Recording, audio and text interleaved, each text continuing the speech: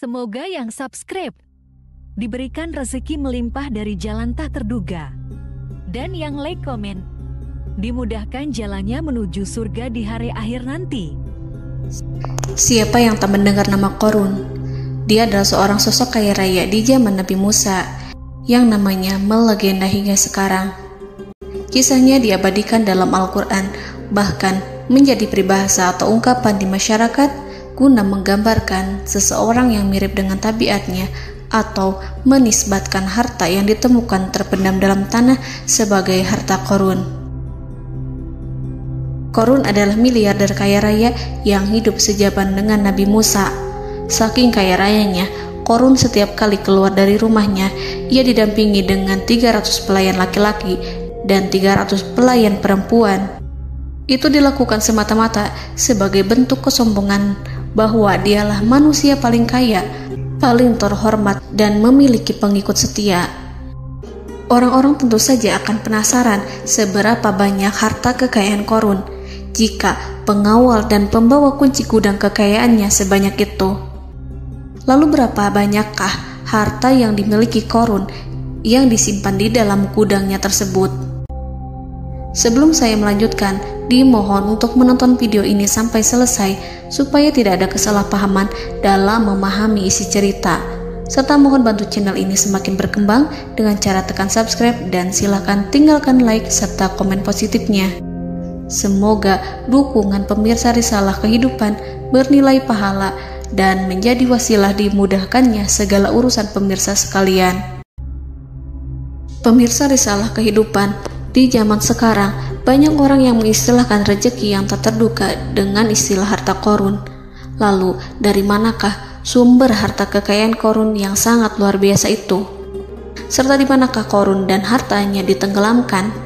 Siapakah Qorun dan bagaimana kisahnya dengan Nabi Musa? Qorun merupakan kaum Nabi Musa alaihi salam. Disebutkan oleh Ibnu Jurayj, nama lengkap Qorun adalah Qorun ibnu Yashar, ibnu Qahis, ibnu Lawi, ibnu Yakub. Ia merupakan putra paman atau sepupu Nabi Musa alaihi salam. Pasalnya, Nabi Musa alaihi salam sendiri adalah putra Imran, sedangkan Imran adalah putra Qahis. Dengan kata lain, Qorun masih satu kakek dengan Nabi Musa alaihi salam, yakni kakek Qahis. Ia adalah umat Nabi Musa yang taat. Tidak hanya memiliki banyak harta, Qorun juga termasuk orang yang cerdas dan berilmu. Ia menguasai ilmu duniawi dan ilmu ukhrawi, dan tercatat bahwa Qorun adalah ahli di bidang kimia. Dirinya tercatat sebagai ahli kitab Taurat setelah Nabi Musa. Kepandaian Qorun dalam ilmu agama membuat dirinya sering disebut dengan ilmu nawir, atau orang yang memberi cahaya dan penerangan. Suaranya terkenal merdu dalam membaca kitab Taurat. Selain itu, Qorun juga lihai dalam berbisnis. Ia mengetahui trik investasi yang menguntungkan, serta jalur perdagangan internasional yang strategis di zamannya. Kekayaan Qorun begitu banyak, sebagaimana tercatat dalam surat Al-Qasas ayat 76. Sesungguhnya Qorun termasuk kaum Musa, tetapi dia berlaku aniaya terhadap mereka. Kami menganugerahkan kepadanya perbendaharaan harta yang kunci-kuncinya sungguh berat dipikul oleh sejumlah orang-orang yang kuat. Dalam riwayat Kaisamah disebutkan, kunci gudang kekayaan Qorun dibutuhkan 60 bigol atau sejenis kuda kecil. Ukuran kuncinya sebesar jari, bahannya terbuat dari kulit, dan setiap kunci digunakan untuk satu gudang. Maka keluarlah Qorun kepada kaumnya dalam kemegahannya. Para ulama tafsir menjelaskan, Qorun keluar dengan mewah diiringi dengan 300 gadis berbaju merah dan 4.000 kendaraan kuda. Tak heran, iring-iringan Qorun itu mengundang decak kagum mereka yang gandrung terhadap harta kekayaan, sebagaimana yang terekam dalam ayat Al-Quran. Moga-moga kiranya kita mempunyai seperti apa yang telah diberikan kepada Qorun. Sesungguhnya ia benar-benar mempunyai keberuntungan yang besar. Quran Surat Al-Qasas ayat 79. Namun tak sedikit kaumnya yang mengingatkan. Ingatlah ketika kaumnya berkata kepadanya, "Janganlah engkau terlalu bangga, sesungguhnya Allah tidak menyukai orang-orang yang terlalu membanggakan diri," atau farihin. Ulama menafsirkan istilah farihin di sana juga berarti takabur, zolim, berbuat kerusakan, arogan, dan tak mau bersyukur terhadap nikmat. Mengenai dari mana asal-usul kekayaan Qorun, ada beberapa riwayat yang memberitahukan tentang asal-usul kekayaan Qorun. Sumber pertama menyebutkan bahwa jauh sebelum memiliki kekayaan, Qorun hanyalah seorang lelaki miskin yang tidak mampu menafkahi keluarganya. Anaknya sangat banyak. Lalu suatu ketika Qorun datang kepada Nabi Musa. Ia meminta Nabi Musa alaihissalam untuk mendoakannya agar Allah memberikan harta benda yang banyak. Qorun juga meminta Nabi Musa mengajarinya ilmu kimia dan ilmu-ilmu kehidupan lainnya. Qorun dikenal sebagai orang yang soleh dan mengikuti ajaran Ibrahim dengan baik, sehingga tanpa pikir panjang Nabi Musa alaihissalam menyetujui permintaannya. Allah Subhanahu wa Ta'ala mengabulkan doa Nabi Musa. Qorun diberikan kecerdasan luar biasa dan menguasai ilmu yang telah diajarkan kepadanya. Qorun menguasai teori dan praktik pembuatan emas permata dan beragam perhiasan mewah lainnya. Ia juga pakar dalam ilmu arsitektur, rancangan bangunan, penataan kota, dan lain sebagainya. Tidak lama setelah itu, hidupnya berubah. Qorun pun hidup dengan bergelimbang harta. Ribuan gudang yang dimilikinya penuh dengan emas dan perak. Namun sayangnya, keberuntungan yang didapatkannya membuatnya gelap mata. Qorun mulai hidup dengan penuh pamer, keangkuhan, dan penuh kesombongan. Kekayaan yang diberikan Allah Subhanahu wa Ta'ala membuatnya lupa dengan Sang Maha Pemberi. Qorun merasa lebih terhormat dan mulia dibandingkan Nabi Musa. Ia pun akhirnya membelot dan durhaka pada Musa. Ia mengingkari janji-janjinya dulu dan beralih menjadi pengikut Fir'aun yang setia. Loyalitas Qorun terhadap Fir'aun membuatnya diangkat menjadi kepala mandor yang membawahi ribuan pekerja. Dikisahkan bahwa Qorun bersikap semena-mena terhadap para pekerja. Ia tega memotong upah mereka. Ia melakukan korupsi demi membangun istana dan kemegahannya sendiri, dan untuk membangun gudang-gudang penyimpanan harta yang telah ia kumpulkan jauh-jauh hari. Ketika datang perintah zakat, Nabi Musa alaihissalam pergi menemui Qorun dan memerintahnya mengeluarkan zakat sebesar 1 dinar dari setiap 1000 dinar hartanya, 1 dirham dari setiap 1000 dirham, 1 kambing dari setiap 1000 kambing, dan seterusnya. Setelah Qorun menghitung seluruh hartanya, ternyata jumlah zakatnya sangat besar. Kekikirannya pun mulai menghalangi hatinya untuk mengeluarkan zakat. Qorun enggan membayar zakat ketika Nabi Musa alaihissalam menagih zakat yang diperintahkan oleh Allah untuk ditunaikan olehnya. Ketika Qorun dimintai zakat, ia langsung marah dan tidak memberikan sedikit pun kekayaannya. Dia berpikir bahwa harta kekayaan yang dimilikinya didapat dari hasil kerja dan usahanya, dan tidak ada kaitannya dengan siapapun, termasuk Allah Subhanahu wa Ta'ala. Janji Qorun untuk lebih taat beribadah dan membantu sesama jika diberi kekayaan oleh Allah dilupakannya. Dia mempergunakan kekayaannya tersebut dalam kesesatan, kezoliman, dan permusuhan, sehingga membuatnya menjadi sombong dan terlena. Orang-orang beriman pada masa itu sering menasihati Qorun untuk bersyukur atas nikmat yang telah Allah berikan, tetapi dia tidak mengindahkan nasihat tersebut. Dari sikapnya tersebut sudah jelas bahwa Qorun tidak membutuhkan nasihat kebenaran, bahkan merasa tidak takut dengan ancaman Allah, sebab Qorun merasa sudah memiliki segalanya. Qorun merasa dirinya hebat dan pintar serta punya banyak pengikut setia, punya banyak pengawal, dan merasa aman karena dekat dengan Raja Fir'aun. Korun berkata, "Sesungguhnya aku mendapatkan harta ini karena ilmu yang ada padaku." Korun sangat sombong. Ia merasa hartanya didapatkannya sendiri tanpa campur tangan dan kehendak Zat yang Maha Kaya, yakni Allah Subhanahu wa Ta'ala. Apakah Korun lupa ataukah ia tidak tahu bahwa Allah telah membinasakan orang-orang sombong sebelumnya, yang bahkan lebih kuat darinya, yang lebih kaya darinya, yang lebih banyak pengawalannya, lebih kokoh dan tak terkalahkan dibanding dirinya? Karena terdorong sifat kikir dan angkuh, maka Korun membuat rencana untuk melakukan tipu daya agar dia terlepas dari kewajiban membayar zakat. Dia ingin menjatuhkan nama baik dan citra baik Nabi Musa.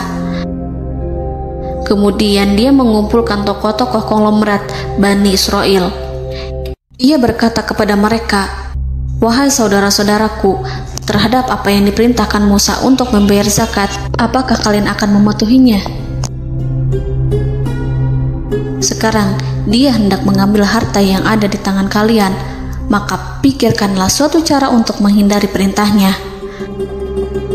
Para pembesar-pembesar yang dipanggil kemudian menjawab, "Wahai paduka Korun, engkau lebih besar daripada kami. Kami akan melakukan apapun yang kau inginkan." Korun berkata, "Datangkanlah kepadaku wanita cantik. Aku akan memberinya hadiah besar jika ia berhasil menggoda dan memfitnah Musa." Ketika wanita cantik yang diinginkannya datang, Korun memberikan kepadanya uang muka sebagai jaminan. Ia akan membayarkan seluruh yang dijanjikannya ketika berhasil menjalankan misinya. Bukan hanya itu, Korun pun berjanji akan menjadikan wanita ini sebagai istrinya. Keesokan harinya, Korun mengumpulkan Bani Israel. Setelah itu, Korun menghadap kepada Nabi Musa seraya berkata, "Orang-orang menanti kedatangan Anda, sampaikanlah saran dan nasihat kepada mereka." Nabi Musa kemudian keluar dari rumahnya. Ia mulai menyampaikan nasihat pada umatnya. Di antara nasihatnya, beliau berkata, "Barang siapa yang mencuri, aku akan memotong tangannya. Barang siapa yang memfitnah, aku akan mencambuknya sebanyak 70 kali. Barang siapa yang tidak mempunyai istri dan dia berbuat zina, maka aku akan mencambuknya sebanyak 70 kali. Adapun barang siapa yang memiliki istri dan ia berbuat zina, aku akan rajam dia sampai mati." Korun kemudian berkata, "Apakah ini juga berlaku untuk Anda jika Anda sendiri yang berbuat zina? Apakah Anda akan menerima hukumannya?" Kemudian Nabi Musa menjawab, "Ya, meskipun saya sendiri yang melakukannya." Maka kemudian Korun memanggil wanita yang telah dibayarnya. Wanita itu berdiri di depan Nabi Musa dan Bani Israel yang telah berkumpul, mengaku sedang hamil karena berhubungan badan dengan Nabi Musa. Marahlah Nabi Musa atas fitnah kejam yang diarahkan kepadanya. Kemudian Nabi Musa melakukan sholat 2 rakaat, lalu mendatangi wanita itu dan menyumpahnya agar mengatakan siapa yang menyuruhnya. Wanita itu menjadi ketakutan. Ia bergemetar di depan Nabi Musa dan mengaku bahwa yang menyuruhnya adalah Korun. Lalu wanita itu bertaubat dan meminta maaf kepada Nabi Musa. Seketika Nabi Musa bersujud seraya berdoa kepada Allah agar menimpakan azab kepada Korun. Allah memberi wahyu kepada Musa bahwa bumi telah dijadikan tunduk kepada perintah Nabi Musa. Kemudian Nabi Musa berkata kepada bumi, "Wahai bumi, telanlah Korun beserta kekayaannya, habiskanlah semua." Kala itu Allah menurunkan wahyu kepada Musa alaihissalam untuk memerintah bumi apapun yang diinginkannya. Begitu Nabi Musa alaihissalam datang dengan wajah sangat marah, barulah Korun merajuk, "Wahai Musa, sayangilah aku." Sementara Nabi Musa alaihissalam tak bergeming. Beliau lantas berkata pada bumi, "Wahai bumi, ambillah mereka." Seketika rumah Korun mulai bergetar. Korun dan antek-anteknya mulai dibenamkan hingga bagian lututnya. Rumahnya ikut turun sedalam lutut. Korun kembali merajuk, "Sayangilah aku Musa." Rumahnya kembali berguncang. Kini Korun dan kawan-kawannya kembali terbenam hingga pusar. demikian pula rumahnya. Korun terus merajuk, "Wahai Musa, sayangilah aku." Sementara Nabi Musa alaihissalam kembali meminta bumi, "Wahai bumi, ambillah mereka."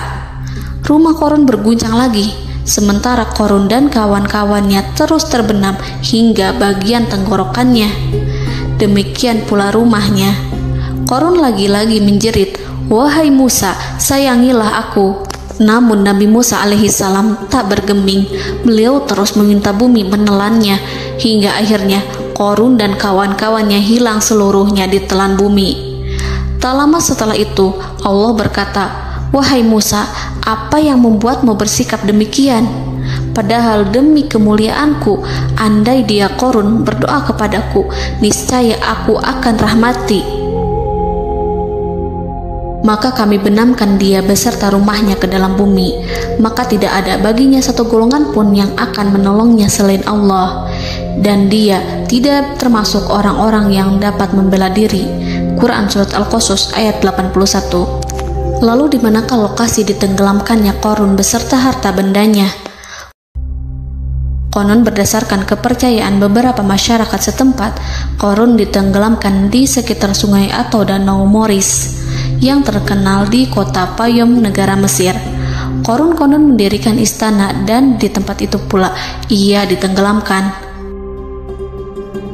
Dahulu, Korun berkeinginan membangun sebuah istana, namun tidak diizinkan oleh Fir'aun jika istana itu dibangun di samping istana Fir'aun. Terlebih, Korun juga tidak ingin membangun istana di tengah pemukiman Bani Israel yang terletak di tanah Jasan. Fir'aun pun memberikan tanah di wilayah Fayom. Kemudian di tepi sungai Payom inilah Korun membangun istananya yang megah, dan di dalamnya ia membangun Al-Khunuj, gudang penyimpanan harta berisi emas dan perak. Salah satu bukti arkeologis yang dapat dijumpai di lokasi tersebut adalah runtuhan bangunan yang diduga sebagai tempat tinggal Korun yang berjarak sekitar 2 km dari Danau Korun. Menurut beberapa sumber, bangunan yang masih berdiri kokoh tersebut adalah benteng yang dibangun oleh Korun. Namun ada juga yang mengatakan bahwa bangunan tersebut adalah tempat tinggalnya. Wallahu a'lam. Semoga kita semua dijadikan orang yang Allah mampukan menjadi orang kaya namun tidak seperti Korun,